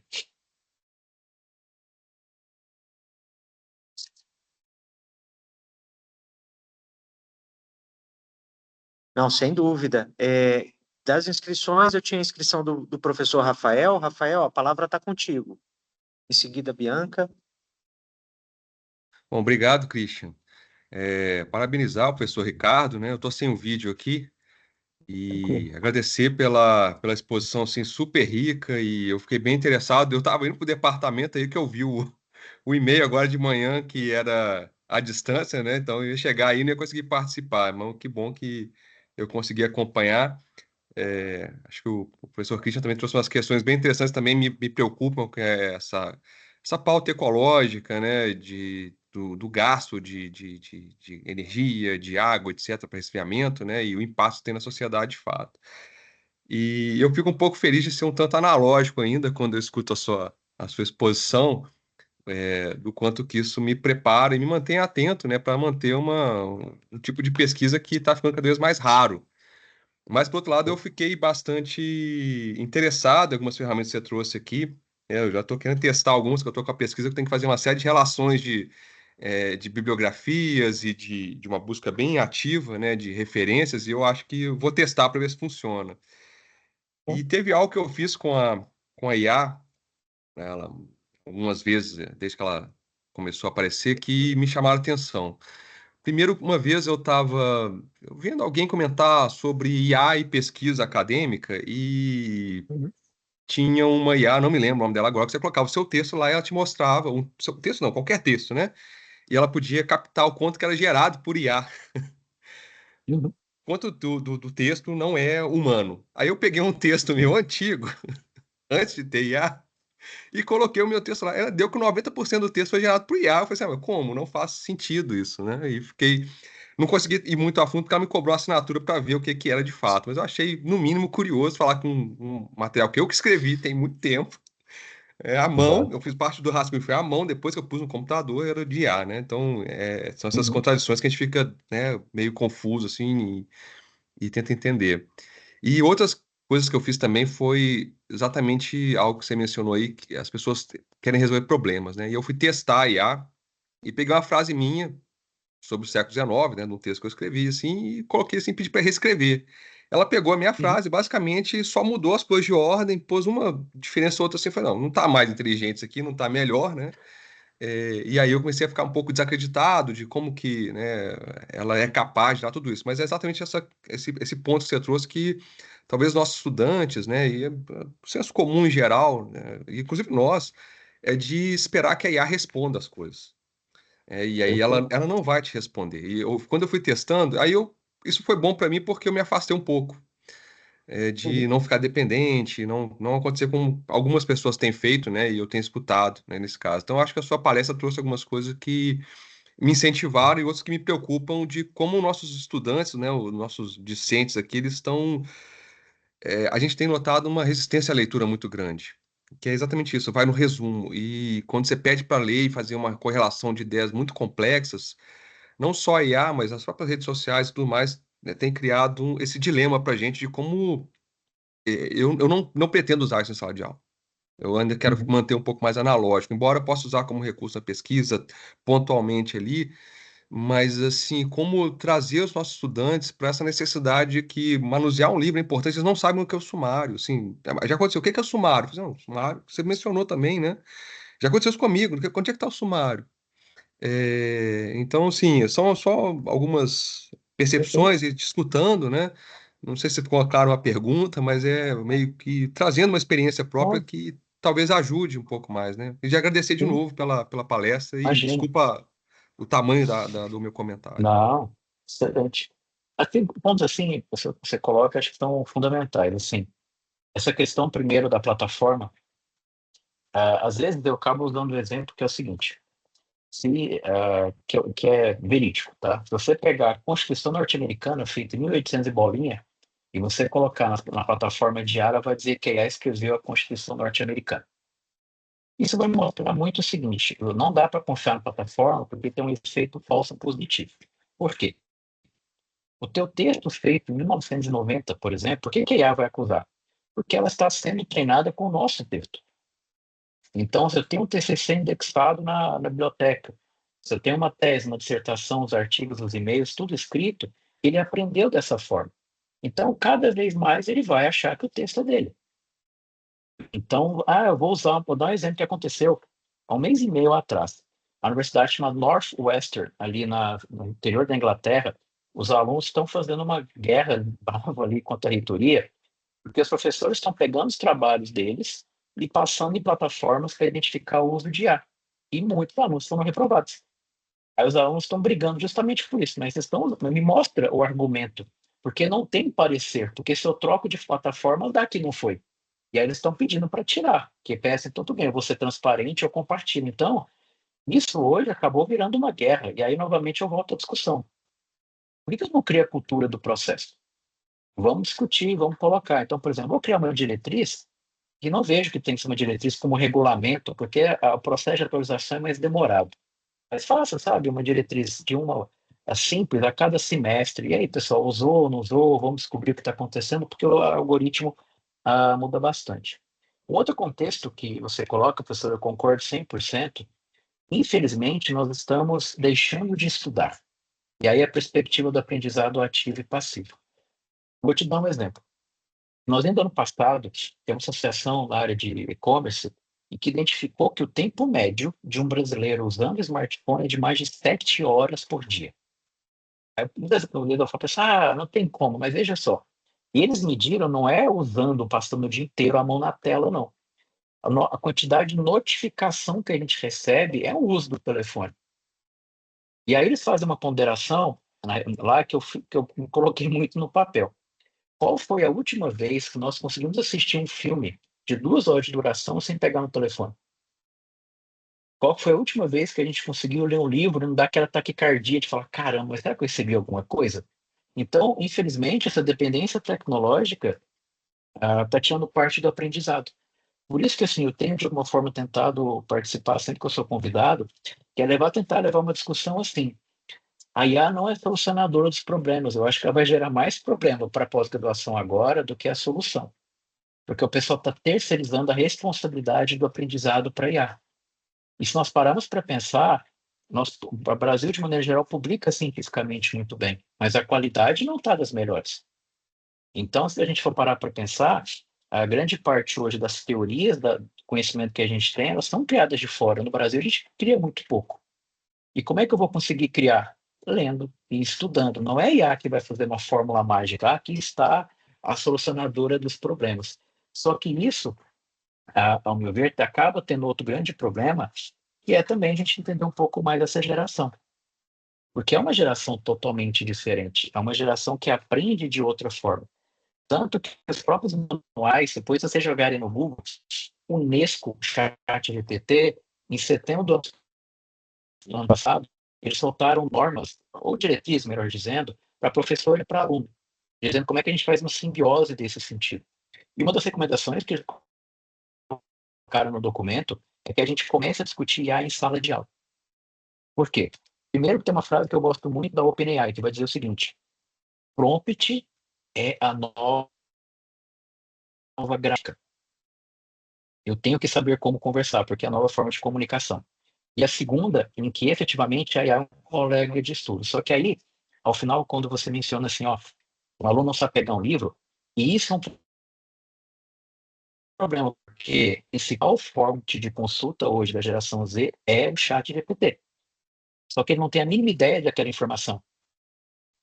Antes, a gente tinha um livro, a gente sabia que o que estava lá teve uma curadoria para aquele conteúdo. E quando eu vou no chat GPT, eu não tenho a mínima ideia quem colocou aquela informação, quem que validou, quem que garante que a informação está certa. E principalmente um aluno que está aprendendo conhecimento, está aprendendo conceitos, e ele não pegar parte do processo, isso vai fazer que comece a ficar buracos na formação. E aí, novamente, nós não temos ideia do que vai acontecer, e era o momento de parar. Mas a gente está acelerado muito por causa do algoritmo.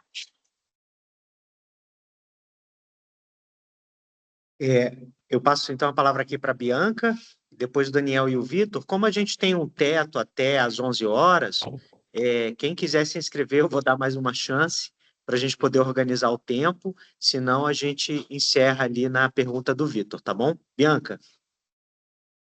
Professor, acaba que você, de alguma maneira, já tocou no assunto, né? E eu já fiz a experiência de fazer algumas buscas no SciSpace, em algumas outras plataformas. E pensando dentro de uma perspectiva mais crítica, né? Principalmente a gente que está aqui no programa de, né, estudos latino-americanos comparados, eu tenho percebido uma certa hegemonia do que essas IAs trazem de referência bibliográfica, né? E aí eu não sei se eu vou conseguir traduzir aqui o que eu quero perguntar, mas no sentido assim, se você tem percebido um tensionamento numa discussão que é velha e antiga sobre o que é ciência, né? Porque muitas dessas IAs trazem referências que estão ali mais hegemônica sobre o que é método, sobre o que é a construção de saber, e acaba que a gente tem, e para achar algumas outras referências de outros autores e produtores, até mesmo aqui no contexto latino-americano, a gente tem que fazer as velhas buscas mais convencionais em revistas, etc., porque essas grandes IAs elas não estão conseguindo trazer. E aí eu queria saber se tem alguma discussão Uhum. sobre esse tensionamento do que a IA está legitimando enquanto um bom artigo, uma boa produção e trazendo de referência, porque acaba que tensiona esse debate, né? Que a gente sabe que tem distinção disso em vários campos de saberes. E aí eu queria falar isso Excelente. até do ponto de vista do que você falou, né? O colonialismo do Uhum. saber, o que está sendo produzido, do ponto, né, mais situado da Perfeito. questão. Perfeito. Excelente. Assim, Bianca, tem alguns pontos interessantes assim para a gente poder pensar. Primeiro, tem um projeto de lei que, tecnicamente, nós deveríamos saber quais os dados que as empresas usam para treinar modelo. Na prática, a gente não sabe. Isso já é um problema. Porque se ao menos nós soubéssemos a consulta, a gente poderia falar pode ou não pode, tá certo ou tá errado. O que o pessoal está tentando fazer? Cada vez mais evitar IAs genéricas. Por exemplo, o ChatGPT, entre aspas, sabe tudo. Então, o pessoal começa a criar IAs locais. A gente chama de verticais. Vou te dar dois exemplos. Uma forma chamada Maritaka, que ele passa no ponto AI, ela é uma IA brasileira. Então, você vai perceber que ela olha com a nossa realidade e faz total sentido. Então, o modelo é muito transparente ali, então ele foi treinado com características nacionais, Maritaka. A outra é chamada de Amazônia.ai. Mesma lógica. A perspectiva é olhando com a nossa realidade. Por que isso é importante? Porque eu vou partir de uma IA em que olha exatamente com o filtro que eu preciso. E pensa na IA da seguinte forma: quanto mais ela sabe, menos ela sabe, porque ela vai abrir demais o conhecimento. E uma das formas que o pessoal tem tentado privar um pouquinho isso é justamente tentando colocar curadores, alguém que valide aquela informação. Só que o que acontece? Infelizmente, aí é um pouco da provocação que você coloca, que eu acho bacana. Será que o usuário está preocupado em alguém que valide o conhecimento dele? Será que realmente esse usuário final está preocupado de alguém que diga, olha, não faça desse jeito? Por quê? A, a IA, eu brinco que ela é sedutora, ela te entrega a resposta muito rápido. Só que quando eu começo a juntar esse conhecimento, eu vou perceber que ela é frágil. E eu não consigo gerar uma certa argumentação. Agora, como é que de repente você pode resolver isso? Esse problema? Se você tiver, por exemplo, a assinatura do ChatGPT ou a assinatura do Gemini, que é o do Google, no Gemini a gente chama de Gemas, e no ChatGPT a gente chama de GPT mesmo. Você pode criar a sua própria IA. O que você pode fazer? Você sobe toda a literatura que te interessa e você pede para ela começar a replicar ou pensar com aquela estrutura. Aí fica bacana, porque você não vai pedir para olhar para fora. Tanto que quando você faz essa busca, ela não conecta a internet. Ela conecta só a literatura que você colocou. Pode ser uma forma de você começar a olhar de maneira um pouquinho mais direcionada. Agora, o que você coloca é, de alguma forma, preocupante, porque nós não temos controle sobre isso. Porque as principais plataformas de IA, elas são Big Tech, elas são de fora, e não estou sendo contrário de forma nenhuma maluco, a empresa tem que fazer o que tem que ser feito. Mas a preocupação é o estrago que ela vai deixar no processo de aprendizado. E isso, talvez, novamente, a gente não tenha impacto agora, mas a médio prazo vai vir a conta para a gente pagar esse processo como um todo. E essa discussão, e aí vocês podem estar acompanhando bastante, está saindo muito na mídia, que é uma preocupação da postura do Brasil nisso. Nós estamos ficando para trás. Nós não temos hoje estrutura, né? Vai sair um plano agora do governo federal para data centers, que é fundamental para termos máquina para processar a brincadeira toda. Só que, por outro lado, a grande parte de quem produz isso hoje está fora do Brasil. Então, qual que seria o caminho? Temos a nossa IA. A gente vai conseguir? Qual que é o investimento que foi feito para isso? Ano passado, ofereceram 20 bi para 5 anos. Aí o pessoal dos Estados Unidos sabe brincar. Vocês viram que eles ofereceram 500 bilhões para brincar isso nos 2 primeiros anos. Então, não dá para competir. Só que você imagina, cada vez mais não tem dinheiro. Mas quanto mais a gente demorar, mais a gente vai ficar aprendendo com informação que talvez não seja nossa. E um outro ponto aqui, passar para o Daniel e para o Vitor, Bianca, acho que uma outra discussão também que tem me preocupado nesse sentido é uma lógica de publicação científica. Nós estamos muito mais focados hoje na internacionalização de olhar problema de fora, e nós estamos deixando na publicação científica uma ausência de discussão de regionalidade. O nosso periódico brasileiro estão perdendo muita força por indicadores lá da própria CAPES, por exemplo, e nós estamos deixando de discutir questões regionais, que é fundamental. A ciência tem que resolver os nossos problemas. Então, além de eu estar sendo treinado de outra forma, eu ainda estou deixando, por exemplo, de ter uma publicação do que está nos cercando. Porque isso não interessa para quem está nos Estados Unidos. Mas para nós que estamos olhando a cultura, estamos olhando a América Latina ou a região, isso é fundamental. E a publicação científica era um caminho para isso. Só que agora você precisa ter uma meta de qualidade e, ao mesmo tempo, o tema não é mais interessante. Você tem que escalar isso, né? E para fechar, eu brinco que agora nós trocamos de nome. Éramos mercado emergente, agora nós somos sul global.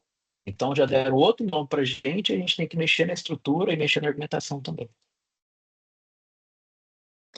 Muito bom. Eu passo a palavra para o Daniel. Agradeço ao professor Ricardo, né, pela essa mini oficina, né, falando na ética em pesquisa e com certeza trazendo outras ferramentas que podem auxiliar nessa caminhada. Mas buscando ser um pouco mais objetivo, assim, por causa de uma questão de tempo, tenho duas perguntas que no final são uma só, né? O senhor falou sobre a mudança de que essas inteligências artificiais trazem, né, para a sociedade, na pesquisa, trabalho.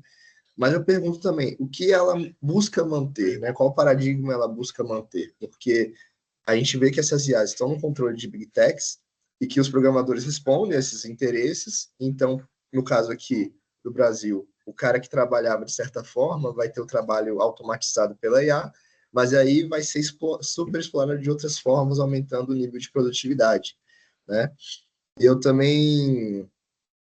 Aí a outra pergunta que está imbricada é o quão essas IAs, elas dissolvem o nosso entendimento de trabalho como um projeto, como alguma coisa, e transformam em entrega de produto, né? O quão fica uma coisa muito... Até em relação à pesquisa, né? Beleza, elas dão essa dinâmica à pesquisa, mas o quão a melhora da pesquisa de fato acontece, né? E o quão isso está imbricado também com um adoecimento psíquico, com uma maior produtividade, coisas afins, entendeu? Perfeito. Excelente, excelente. Daniel, obrigado pela pergunta, cara. Tem pontos legais. Eu vou fazer um comentário contigo, que parece que é piada, mas é verdade, só para você entender o final da tua fala. Estava eu mexendo esses dias, e eu gosto muito de ficar lendo jornal de fora, para quebrar um pouquinho algumas coisas. E os caras fizeram um estudo, a geração Z, nos Estados Unidos.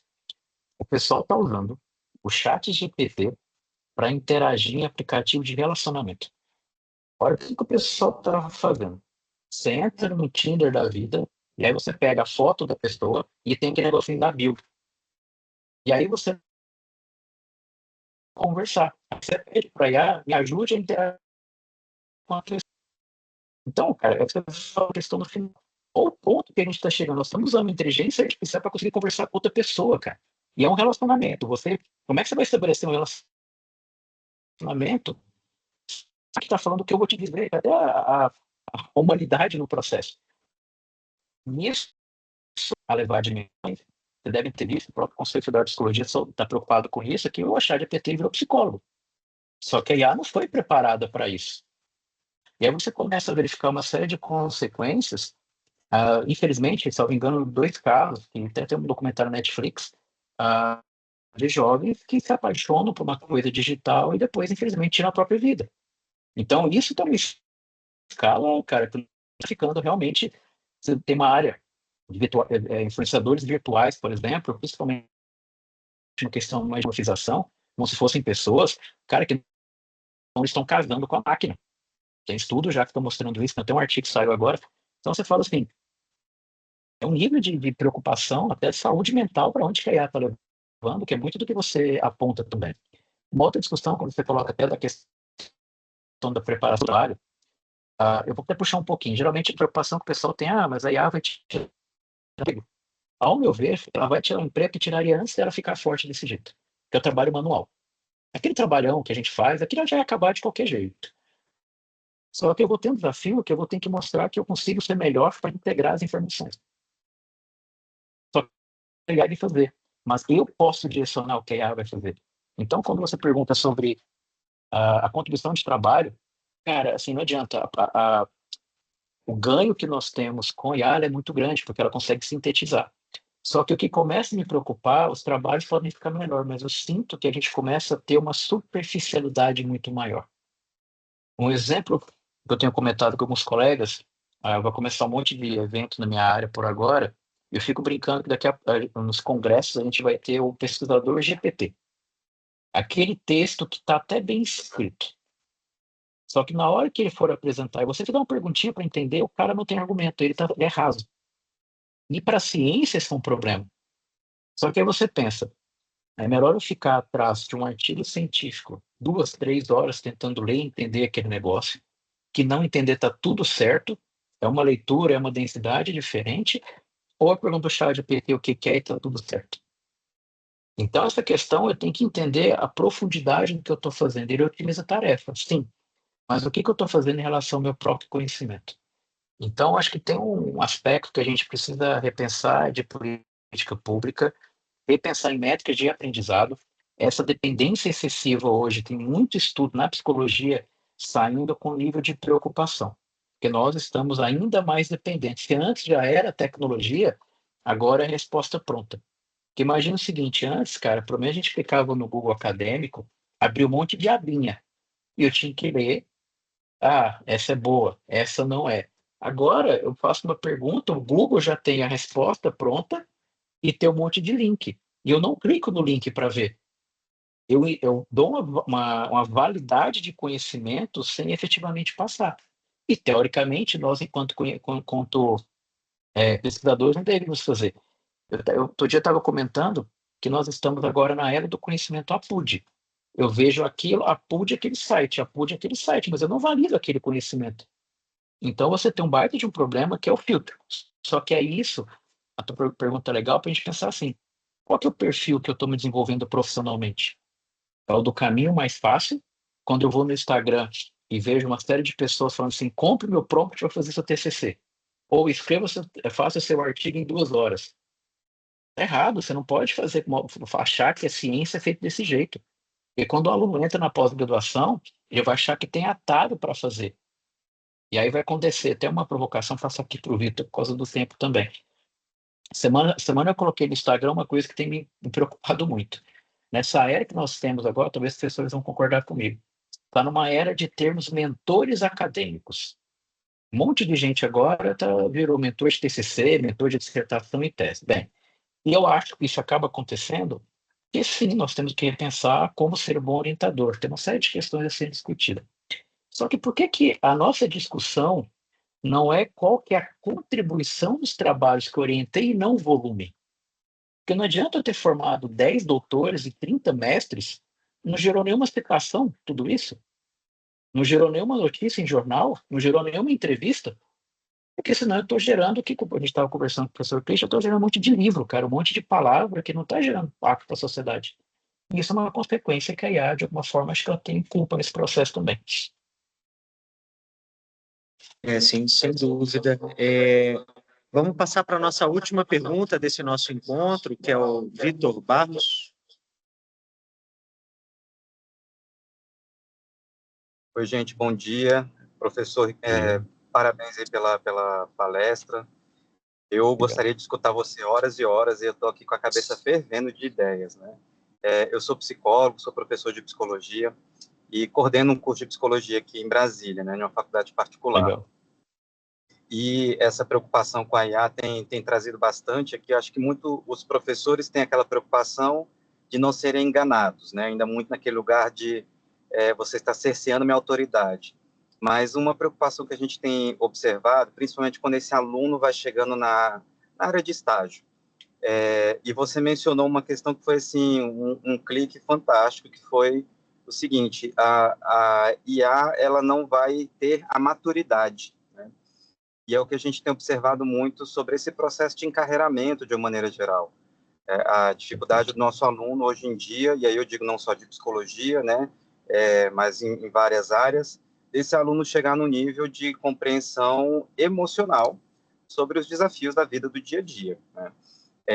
Então, assim, meu questionamento aqui contigo é o seguinte: o que você tem observado enfim, de projetos ou atividades que tenham sido exitosas nesse momento aí em que a gente tem visto cada vez mais aí um aluno emburrecendo emocionalmente, mas um aluno que eu chamava até um tempo atrás de aluno Alexa, né, que ele tinha um estoque de conhecimento, mas ele não tem esse conhecimento aplicado, né? Ele pode até saber qual é o conceito do Freud lá em relação ao neuroticismo, complexo de Édipo, mas quando chega um paciente dizendo, olha, eu estou sofrendo por esse assunto, me ajude, né? E aí não consegue fazer a busca e a fala quanto a isso, né? O que você já tem observado de experiências exitosas aí? Excelente, obrigado pela pergunta. Primeiro, que eu acho que tem como você muito bem coloca, professor, tem uma dificuldade hoje que é repertório. Os profissionais com uso de IA, ao meu ver, estão ficando sem repertório. E isso tem muito a ver, de fato, a densidade. O que o pessoal, de maneira exitosa, tem acompanhado que eles têm feito? Em geral, os próprios conselhos têm buscado investir em suas próprias IAs, então dar informação, uma formação mais específica. É como se eu criasse uma IA específica para psicólogos. Então, eu não vou olhar para tudo quanto que é lado. Eu vou pegar a literatura da psicologia, literatura freudiana, tal, e eu vou enxergar a partir dessa perspectiva. Outros caminhos, uma lógica de formação, o pessoal tem pego. Vamos imaginar que eu tenha 10 aulas no semestre com os alunos. O pessoal tem pego 60%, 70% e não tem abordado IA, tem abordado livro. Nós vamos discutir capítulo, nós vamos discutir o material. E depois eu mostro como é que é e-mail para o processo. Só que isso gera uma ansiedade maior dos alunos. Porque tudo que você está discutindo em 1h30, ele sabe que em uma pergunta ele mata tudo aquilo que você está querendo. Isso já aconteceu contigo, com os colegas, os alunos começam, entre aspas, a me desafiar com o ChatGPT. Você dá uma aula, ele fala, peraí, você acabou de falar aqui, mas o ChatGPT está falando do contrário. Aí o que isso mostra? Que eu preciso, de alguma forma, discutir como que a IA funciona. E isso, vou falar assim, né? Eu tenho pensado muito assim. Eu tenho preparado aulas hoje em que não são aulas que eu gostaria de assistir, mas é uma aula que eu consigo engajamento dos alunos. E isso é uma troca, porque, cara, eu estou dando uma aula que talvez eu não gostaria de estar sentado assistindo. Só que ali eu consigo, de alguma forma, chamar a atenção. Por quê? É uma geração, e aí tem que entender um pouco isso, né? Na psicologia, talvez você dizer melhor que eu, é uma geração que tem muito mais dificuldade para interagir, principalmente pela tecnologia. É uma geração que você pode fazer o que for, mas quando você fala não, eles acham que aquilo lá que é o incentivo. Ah, não pode mexer no telefone. Aí que o negócio começa a ficar interessante. As recomendações de órgãos gerais recomendam primeiro. E recomendo primeiro a seguinte perspectiva, que usar IA, então, não é trapacear, então eu tenho que incentivar o uso, em que eu consiga trazer experiências do mercado de trabalho de como a IA está sendo usada e formar para usar. Uma outra perspectiva em que a gente comece a compartilhar o prompt, eu comece a compartilhar tudo que eu estou fazendo com os alunos, e uma perspectiva que o pessoal tem indicado é que eu comece a pontuar no meu plano lá de ensino, nas notas, eu começo a pontuar quando ele compartilha o prompt comigo. Porque o prompt se tornou uma forma de identificar o desenvolvimento de conhecimento dele. Por quê? Começou a tua aula e, de repente, ele está perguntando o que é psicologia. Ok. Se no meio do semestre ele ainda está perguntando coisas básicas, ele não evoluiu. E aí eu posso entrar e fazer uma intervenção. Só que isso vai mostrar nível de transparência. Por quê? Vou te falar o que acontece aqui no UFG. Como nós não temos uma política institucional nesse sentido, se eu estou mais favorável a IA, o aluno pode usar na minha atividade. Mas se a Bianca, por exemplo, não for, ela não vai deixar e o aluno fala assim, tá, mas nessa eu posso ou ela não posso? E uma forma, talvez, de conseguir agregar tudo isso é uma diretriz para conseguir organizar. Agora, os exemplos que eu tentei dar exitosos, qual que é o grande problema? Vai depender da cultura do local, vai depender da cultura do aluno. Por isso que a discussão que pode ajudar para a universidade é fazer primeiro o mapeamento do letramento digital. Tem escala, tem questionário. Bom, pessoal, responde aqui. O que você sabe de tecnologia? O que vocês sabem de como é que você está estudando? Aí você tem um diagnóstico. E aí você parte com uma parte mais de diretriz e de documentação do que efetivamente pode ser feito.